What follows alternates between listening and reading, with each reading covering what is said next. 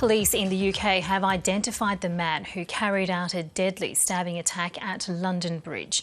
2 members of the public died and another 3 people were injured in the stabbing attack carried out by 28-year-old Usman Khan, who police say was a former prisoner convicted of a terrorism offence. He was shot dead by officers after members of the public restrained him. Police have declared the attack as a terrorist incident. London Bureau Chief Samantha Hawley has more from London. In the last little while, we have had some quite extraordinary reports coming mainly from the Times newspaper, but now also from others, that the offender is actually a convicted terrorist.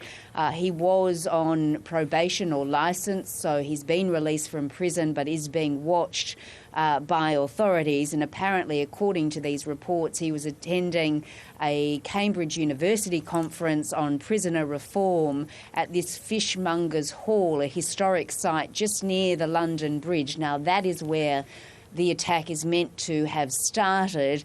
Then he has fled onto the London Bridge, and we've seen, of course, a lot of amateur video out there now of passers-by trying to then restrain this man before police step in and shoot him dead. Now, of course, police have said that this is a terrorist incident, a terrorist attack.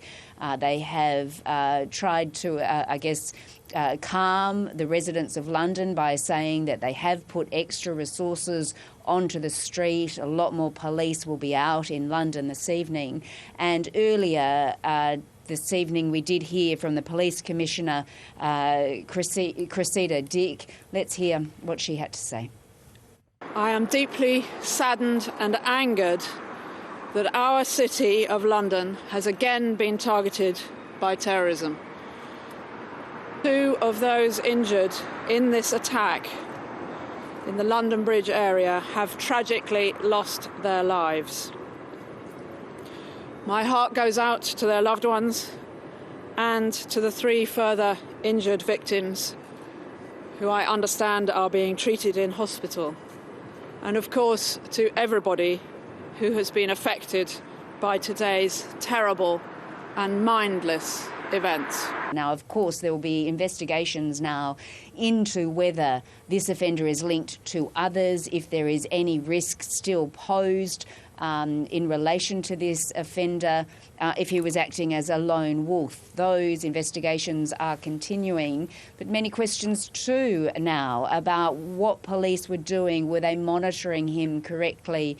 Was intelligence officials monitoring him? Should they have known that this attack could occur? But as I mentioned, he was at a conference nearby to London Bridge about prisoner reform when the attack began. He is a convicted terrorist, released, we think, about a year ago. Let's hear from Boris Johnson what he had to say a short time ago. We will make sure that the government gives the police and the security services all the support that they need. There will be now, for reassurance purposes, an enhanced police presence on the streets. I have long argued that it is a mistake to allow serious and violent criminals to come out of prison early. And it is very important that we get out of that habit and that we enforce the appropriate sentences for dangerous criminals, especially for terrorists, that I think the public want to see. Well, of course, it is a very busy time of day there, and security is very tight at London Bridge, particularly after that 2017 attack in the same area, which saw 8 people die. Security is always tight there. There is always a lot of police in the area, and I think police did act very quickly in this case. The offender, I think, was shot dead within 5 minutes after the attack began, and the area was cordoned off very quickly. But there was a lot of chaos, of course, in the interim.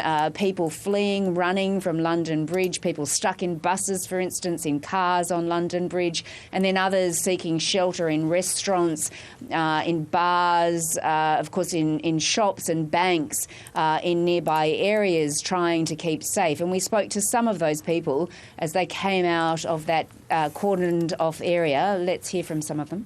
People screaming and running down the bridge because you cannot really walk First thing we had to do was just run to NatWest and just close. We just were trying to find shelter there. Yeah, it was just scary. My wife was working with me in London Bridge, not far from the City Pharmacy. She went on a lunch break to get some coffee and some food, and on the way back she heard some gunshots and everyone was panicking. So they started running towards the London Bridge direction. She got pushed over. Some of the people that fled from that area, they hid in shops, they hid in restaurants. Some of them were quite distraught, as you could see, as they came out of that cordoned off area. But now I think the questions really will come to the police, to the intelligence agencies, given that we are now learning that this man was a convicted terrorist released from prison last year, and he is meant to be monitored very closely by police. Quite a development here in London, and I suspect many questions to come in the days ahead. And of course that police investigation will continue. 2 people dead, 3 people injured here in London this afternoon.